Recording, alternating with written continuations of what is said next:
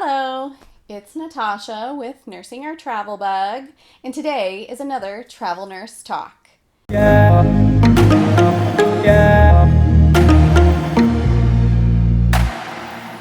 If it's your first time joining us, we are Nursing Our Travel Bug, a family of four traveling the U.S. in our fifth wheel RV.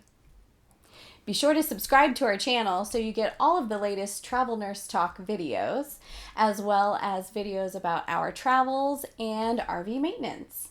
You can also find us on Instagram and Facebook. We also have a Facebook group for travel nurses, their spouses, and their families called Travel Nurse Families. So check it out. Today, I want to talk to you about taxes. Ugh, I know nobody likes talking about taxes. Nobody likes paying taxes. However, they are necessary. And as a travel professional, there is lots of information out there on social media, on the internet about what you can or can't do, folks talking about gray areas. There's lots of misinformation out there, and we want to clear that up today. So we decided to reach out to a professional. Today, we are interviewing Joseph Smith, president and founder of Travel Tax. Here he is. Thank you so much for joining us, Joseph. We're really excited to hear about your expertise and have you answer some of our questions about these tax issues that a lot of travel nurses have in this industry. So just tell us a little bit about yourself, tell us about your company and your credentials. Well, reaching back to the late 80s, actually the mid 80s, I finished up the respiratory therapy program back in Greenville, South Carolina, where I grew up. And I went across town after that and finished my accounting degree. Seems like an odd mixture.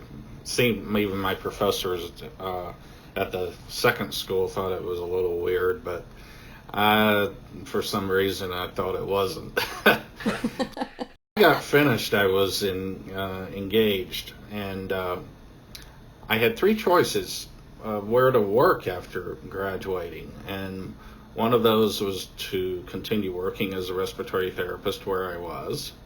The second was I was offered an opportunity to work with a healthcare consulting accounting firm. And then, of course, there was travel.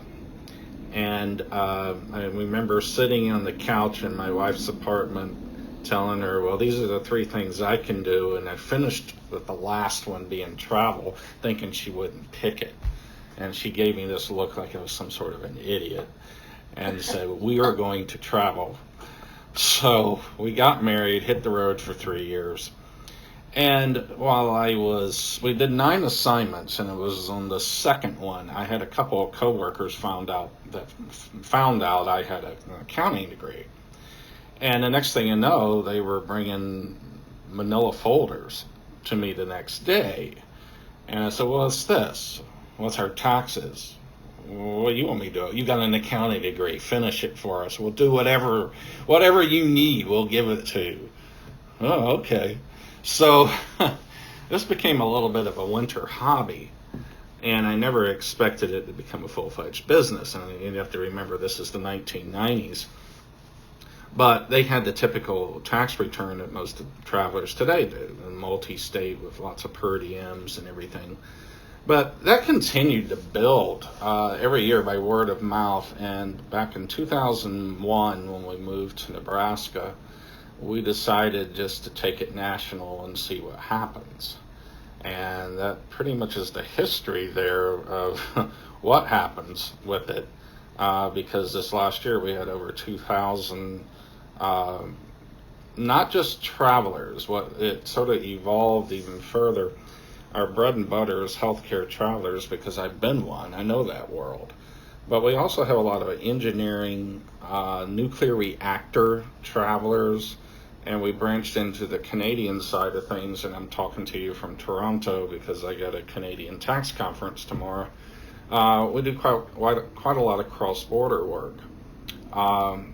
And this also branched out into working with the agencies and their compliance matters. I'm one of the editors of the Trade Association's Tax Best Practices policy.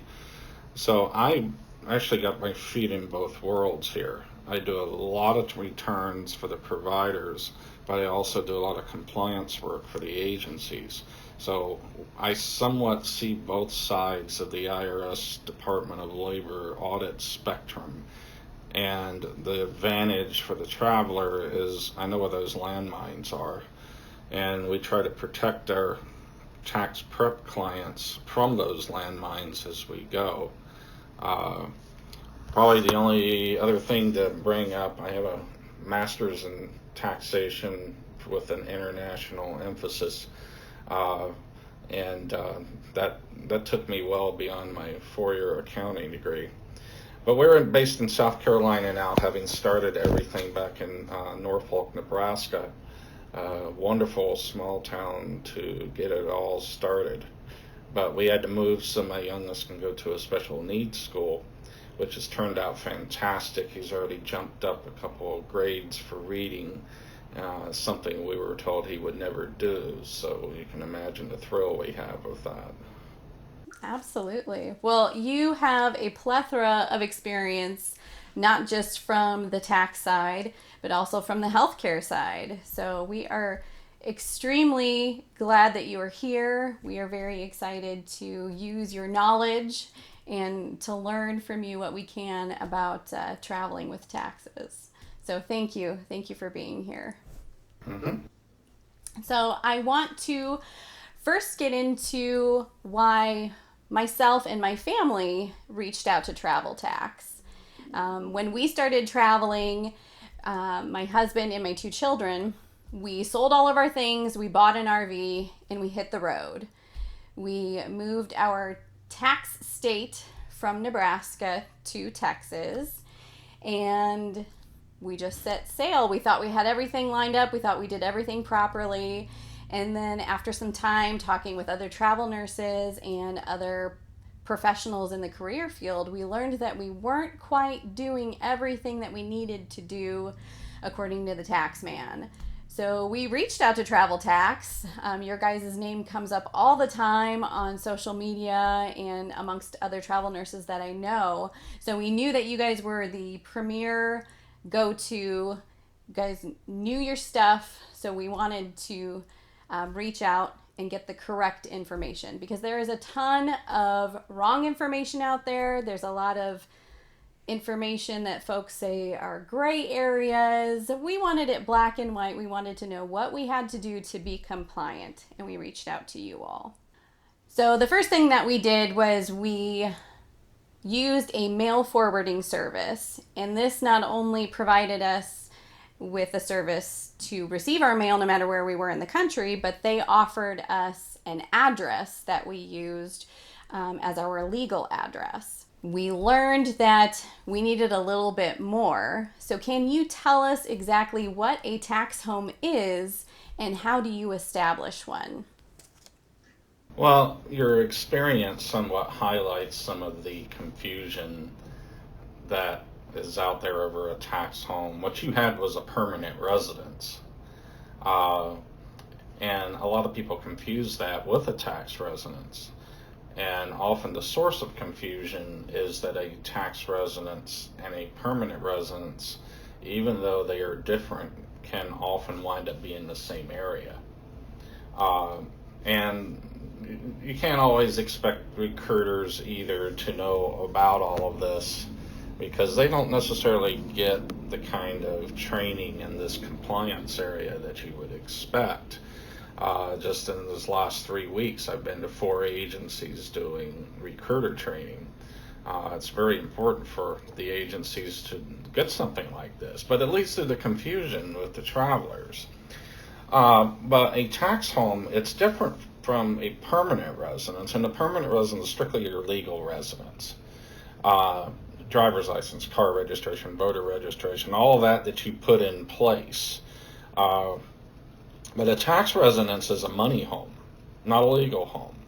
One court case called it the vocational home versus the domestic home. I sort of like that definition. But it always starts with this definition. Where is the place or area that the taxpayer regularly produces their income? That's the broad umbrella definition. The problem is that travelers don't have a regular area of income. That's when you go from the broad rule to this exception that was carved out back in the 1940s, actually. Uh, the exception says, okay, your jobs are temporary. You can't be expected to move every time you get another contract because the nature of your work is temporary with each turn of employment. So if that be the case, then your tax home can default to your residence, but we got to define residence. And a residence in this context means a physical dwelling, abode, habitation, sticks and bricks house, whatever word you want to use, that you have significant expenses for that are duplicated because you are on a temporary assignment too far away to commute to and require lodging at the assignment area. So the word gets tossed around is, well, I got duplicated expenses. And it's not necessarily by the amount, it is by transaction. I have one home to maintain, have expenses for. I have this assignment residence that I am temporarily maintaining. So the tax law goes, well, you're encumbered of having to maintain two homes, so we'll allow that second home to be provided to you on a tax-free basis or prior to tax reform. If you had expenses for that, you could deduct them, which you can't do anymore now because tax reform killed that. So either you have a regular area of income, and some travelers do. That's about 5% of my clients. That's how they keep a tax home. If you don't have that, you look for the dwelling. You look for the residence. But if you don't have the residence, you don't have the job, then you're itinerant and might as well call yourself a tax turtle. That's actually a tax court case rendition of this because you're carrying your home on your back. So in those cases, if you don't have the job or don't have the home, all of those per diems, allowances, stipends, whatever you want to call them, they're treated as taxable income.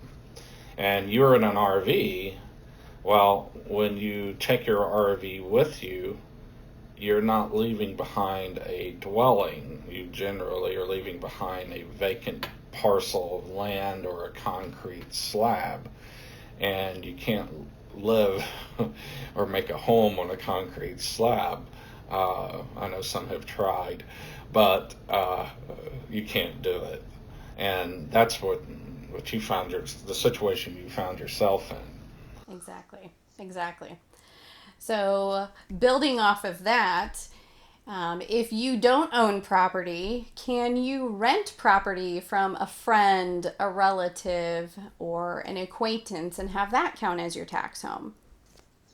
Well, you don't have to own the home. You can have an apartment, a house that you rent, uh, and of course you have a spouse and family, so you've got to cram everybody into a dwelling somewhere. So it would typically be more like a larger apartment or a home. But a lot of travelers are single; they don't need as much space.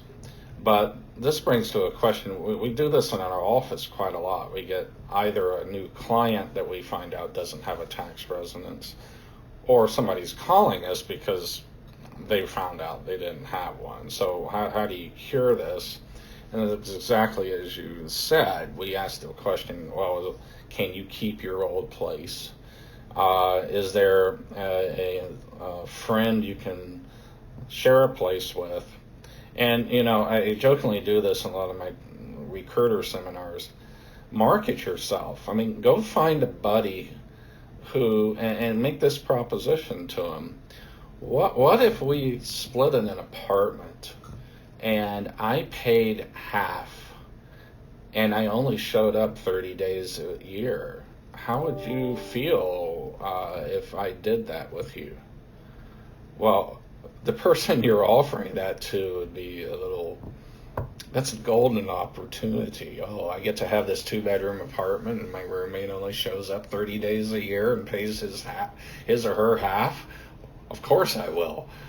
It's a humorous way to market yourself, but think of what it will do for you. It provides you that home that you need to return to make all of this work. Exactly. So you brought up a point about the 30 days for the tax home. So how often do you have to return for your tax home? And is it the 30 days, or is there a certain amount of time that you have to be there in order to keep that tax home? At a minimum 30 days, that's your goal. You can stretch that out to 60 every 2 years if you want to. Now, there's especially in the last year, that cannot be confused with what we'll probably talk a little bit later. There's a 12-month limit on how long you can work in one place before it becomes a permanent taxable indefinite arrangement of your job. The 30 days home does not reset the clock that ticks for each new job you have. That this 30 days is okay. I'm going from assignment to assignment. I'm not repeating or recycling these assignments in the same cities. I'm going from place to place. I'm traveling. So in those cases, yes, you want to be home 30 days a year, uh, and it doesn't have to be consecutive. It's actually more believable that you're keeping a home that it isn't consecutive if you go home between some assignments and that kind of a thing. Okay, makes sense. Um, Piggybacking off of that question, then, if I have an apartment or I have a home, am I able to rent it out or Airbnb it while I'm traveling and still receive those tax free stipends? There's certain degrees to that. The general answer is no, except rationale is if you displace yourself. In other words, you rent this place out for 12 months, you don't live there anymore. So that can't be the building block of your tax residence for duplication. You have an investment property now, or you have a rental that you are subleasing. Now, what you can do is when I finished my RT degree, went across town for my accounting degree, I bought a three-bedroom townhouse, and I rented out the other two bedrooms to some friends. I still had my bedroom. I still shared the common elements. It was still my place. And that's one way you can do a house or an apartment. You're still there. You're just renting a portion of it out. You can do a vacation rental, like Airbnb, and especially people who live in tourist areas. This is more common. But you got to be careful that you're not renting it out all year. You've still got to have the ability to go back and live there and actually live there if you're going to do this. So those multiple vacation rentals, uh, you got to decide ahead of time, well, how often am I going to do this? One little odd thing that you may want to think about, there is in the tax code this little provision that if you rent out your place for 14 days or less, you're not taxed on the income. It's dubbed as the master's deduction because way back when this law was passed, it was spearheaded by individuals that were renting out their house for the Masters golf tournament.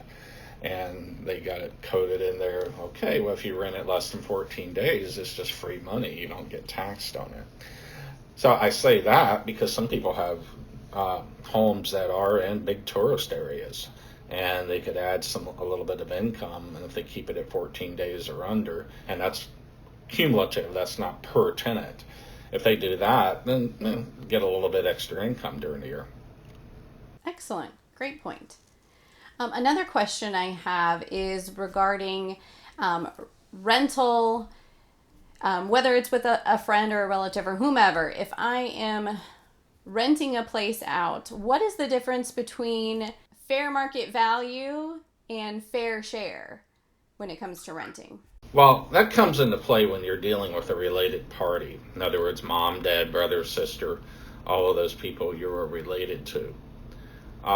What has a tendency to happen, I mean, we're all in a healthcare environment, and most of the time, you have parents that are getting up there in age, and if they've got one child who is a healthcare professional, they usually have a tendency to want to keep them around because as they get older, they want to call them to get a little help with the medical side of things. So here you have a traveler who's one of four kids that the mom and dad have, and they go, "Mom, Dad, I need to rent from you so I can hit the road." "No, no, no, no, no. You're not going to give me $1 of rent. We want you to use the house all you want. But, Mom, and don't argue with me." And you can imagine this scenario that goes down here. They want that person to stick around. You can travel all you want as long as you land here in between your travels. And, and again, that's a humorous way of looking at it, but when you have related parties, you don't really. Uh, I did. My dad and I always made deals. But most related parties don't look at fair market value. They don't try to make money off of each other. But you can't have that when you got $30,000 of tax-free income riding on all this. This relationship with mom and dad, brother and sister has to look, smell, and taste like they are this disinterested landlord, landlady out to make a profit. So you got to look at fair market value for the area. The alternative is think of yourself like roommates in an apartment. If it's a 3 bedroom and there's 3 people, you're going to split it 3 ways. So you're either using the market value for your accommodations or an objective, how much does it cost to contribute to the household kind of measurement. Whichever one it is, you've got to be objective. You can't just let mom and dad decide. One funny way to look at it in business terminology, this is what's called these arm's length transactions. You have a handshake with somebody, these two arms are sort of pulling against each other while they have it. When it's a related party, it's more like a big group hug. So you got to keep those arms stretched out in this transaction so it's not a group hug. It's more like what you would do with your neighbor down the street. Sure. When we called, we talked to somebody about market value versus fair share. And we were told that if you rented something out, rented a room out, let's say, at market value, that the owner of the property, your relative, your friend, would have to pay taxes on that money as income. But if you did something where it was called the fair share, where if there were two other adults in the home and I was the third adult, we split it 3 ways as far as rent, utilities, insurance, all of that stuff. If it was truly you paying 1/3 of all of the expenses of the home, then that didn't have to count towards income for that party. Do I have that right? Right. You have to treat it as you call it. And if you're going to call it rent, rental income is taxable. If all it is a bunch of people sharing a common expense, there's really not any income involved in that. And some people may say, well, what's really the distinction? You're giving money. If you dress it up as rent, you got to treat it as rent. You got to look the part. And typically, you're also talking about different values because sometimes the fair market value is going to be way more than the sharing value. So if that kind of money is going to be passed around, we definitely want to be treating it accordingly.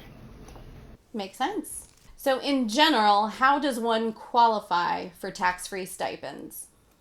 Well, the tax home has to be established. You have to have a qualifying. Everybody has a tax home. It could be the shell of the turtle that we just talked about. You may be carrying your tax home with you, which is what you did initially when you began traveling. But the purpose of these per diems, they're not income. They are reimbursement for expenses. They're expense offsets. That's why they don't count for Social Security. They don't count for disability, and they're not going to count for loans, which is a lot of travelers figure out downstream. They think their per diems may be treated as income, but they're not. So these reimbursements for the lodging while on the road are there when and only when the traveler, the taxpayer, has a qualifying tax residence. They got to be working away from their tax residence far enough to require the lodging expenses at the assignment. But if they're just going from place to place without a home or a job, then it's just income, because there's really nothing to reimburse because they don't have a center focal point of business activity. There is a lot of talk in the travel nurse world, whether it's from agencies or just online, about this quote unquote 50-mile rule, to where if you get a travel assignment, so long as it's 50 miles away from your home, that you qualify for these tax free stipends. Um, is that true? Can you bust that myth for us? If you go to my blog that's linked on my website, the very first post I ever put on that was this guy playing whack-a-mole. And my first post was, the 50-mile rule makes me feel like I'm playing this game at the fair. And I have gone to Dave and Buster's and played whack-a-mole and gone 50 mile, bang, bang, bang, just to get my frustrations out. But let's look at why it's there and why it doesn't apply. There is one 50-mile rule in the federal travel regulations that addresses mileage. That's it. And it's when an individual has a primary work site and has to travel more than 50 miles to get to the secondary work site. But notice there's primary and secondary. There's two jobs going on at one time. So that doesn't apply to us, and it only applies to mileage anyway. What the 50-mile rule is attempting to accomplish is for the agency to have a, quote, reasonable belief, unquote, that you are far enough away that you are going to incur lodging expenses. But the problem is, the only thing it proves is that you drove 50 miles. It doesn't prove that you had lodging expenses at the assignment because it was too far away for you to return home and do it all over again. So it has crept into, and this has been going on for years. This is nothing new, and there's some other industries that have it too. But it's crept into the whole nomenclature with the recruiters. Well, make sure they're 50 miles away and then they qualify. It should really be a disqualifier, not a qualifier. Just one step in the disqualification, if you want to call it. But yeah, I've lived in areas, and of course you're from Nebraska area like I was, and I used to go to work with people who drove 80 miles one way because the only thing between their driveway and the hospital was a couple of cows roaming around. And in some large cities, people do this. So it's not indicative of somebody who has lodging expenses. So whenever you're working with an agency that does that, you've got to sort of self-help yourself, or shield yourself, and ask yourself the question, am I incurring the lodging expenses at the assignment in part or in whole? If you're not, then you really have taxable per diems. Now, speaking of per diems, you're usually given a flat dollar amount, and that's your per diem for lodging and food and such. Now, what kind of receipts do I have to keep while I'm on assignment? And am I only able to have those tax-free per diems up until the point of receipts? And then do I have to pay taxes on the remainder? Well, it might be good to explain what a per diem is. Let's imagine it's back in the 1950s when these rules all came out, and you're in a company and you got 25 sales agents, and there's no credit cards, there's none of this stuff, but they all got to go out and see clients or prospective customers. So they they all leave on a Monday. They're flying, they're driving, whatever it is, and they're accumulating all these expenses because generally they don't get an advancement or something like that.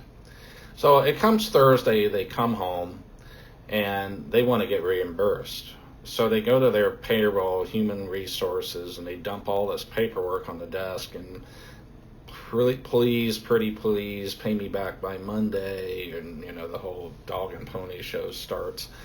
Uh, and it's lodging, it's transportation, it's an amazing amount of dry cleaning. Because imagine back in the 50s, if I was talking to you, my hat would be sitting next to me right here.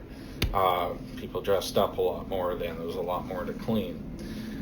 So they want to be reimbursed.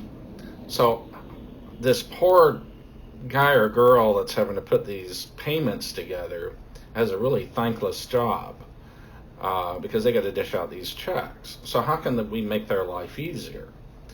And the federal government had this challenge. So they came out with this concept of a per diem.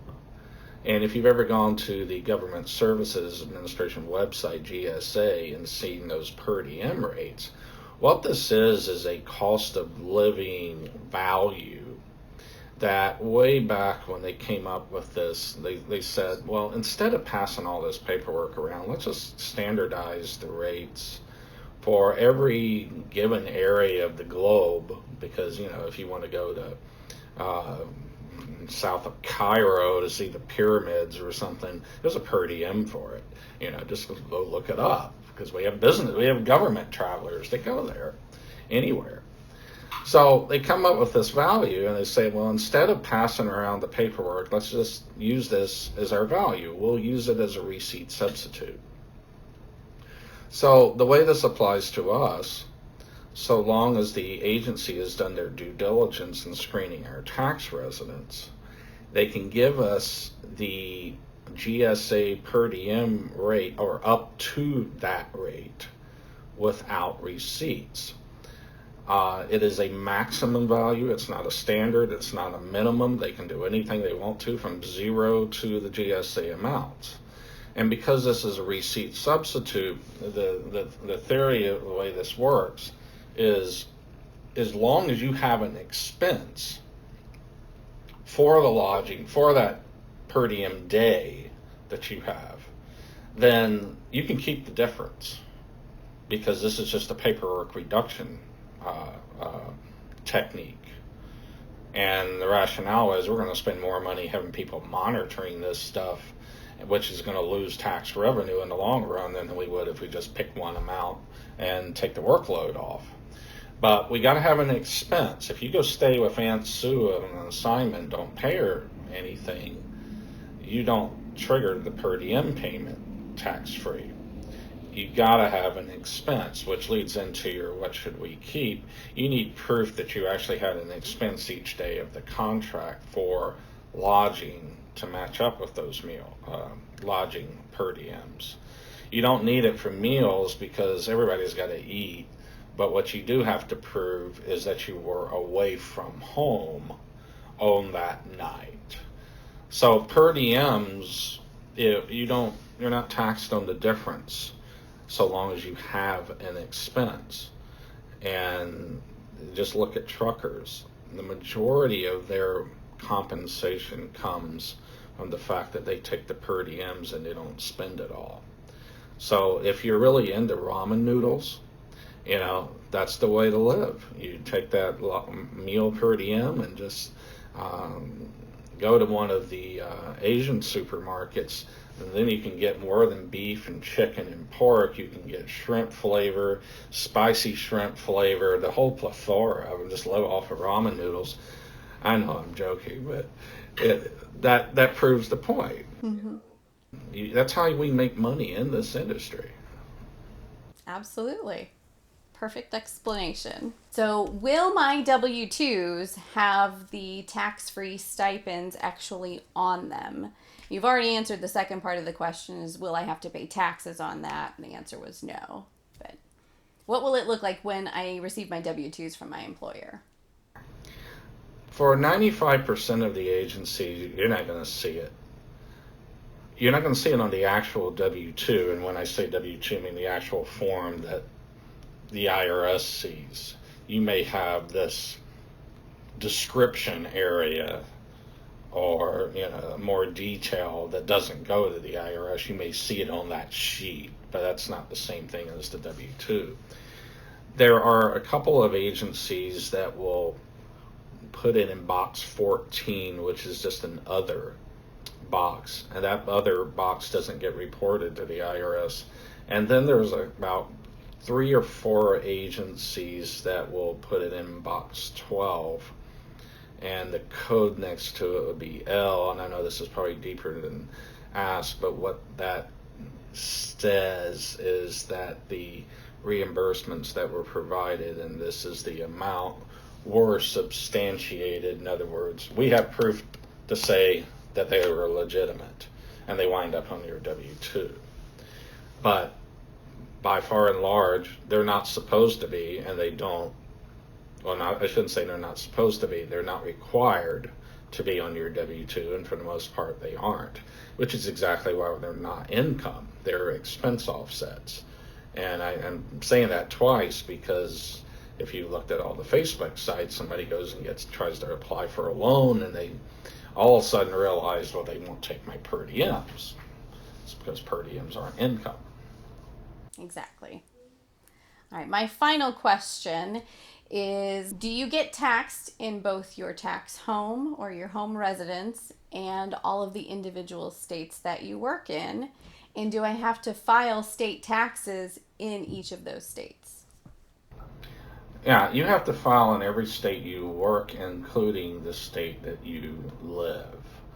Uh, and the new traveler who has only lived in one state all of a sudden gets slammed with 3, 4, 5 state returns. Uh, and the mechanics of it prevent you from being double taxed. That's usually the fear of somebody who is just starting into all this. But the mechanics of this is that your home state taxes everything, regardless of where you earn it. And by home state, I don't mean tax home state, I mean legal state. You look on your driver's license, all that. The state revenue agencies watch that, follow that like a hunting dog. If you don't file a return, you get a driver's license, and you can pretty much expect a letter within 2 years. But your home state's going to tax it all. Your work state's going to tax proportionally what you earn there, and then your home state in turn is required to give you a credit for the amount of taxes paid to the work state on that same income. So you wind up paying the higher of the 2 states. It just may not all go to one state because of the credit arrangement. Makes sense. Well, that is the end of the questions that I had put together for you, Joseph. You've been in this business for a really long time. You've helped other individuals like myself and my family. Are there any other little pearls of knowledge that you want to pass along to us and to the other travelers out there that we need to be aware of or that we need to be thinking about as far as taxes are concerned? Well, the one thing that's coming down the pipe that either a lot of travelers might be listening to is that there is a series of class action lawsuits that are attempting to have overtime based on the taxable plus the per diem. In other words, we're supposed to get time and a half at least. So if you're getting 20 an hour, time and a half at a bare minimum has to be 30. But what these lawsuits are trying to do is saying, hey, the per diem value, if you break it down into an hour, should be included in that. So if your per diem was 20, like your wages were 20, that's 40, time and a half of 40 is 60.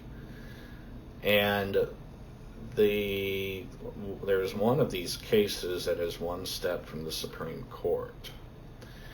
And by the time tax season rolls around, the briefs will have been filed and deliberations begun. And you were probably going to hear a lot of this through the grapevine. So I don't know if that's a pearl of wisdom, but it's a trend that's going to really come out in 2020 that a lot of people are watching. Uh, but if anybody's just starting traveling, the wisdom is like we've been discussing. Don't don't leave yourself exposed to the tax home issue. Talk with a tax advisor, whoever it is. Try to get this down pat and keep enough receipts to justify your lodging and any transportation reimbursements that you have. For an employee who's a traveler, that's the most important part. Now, one thing probably for a future discussion is that there is a big wave of independent contracting in our industry, but that is an entirely separate subject that we don't need to be tackling tonight. Absolutely.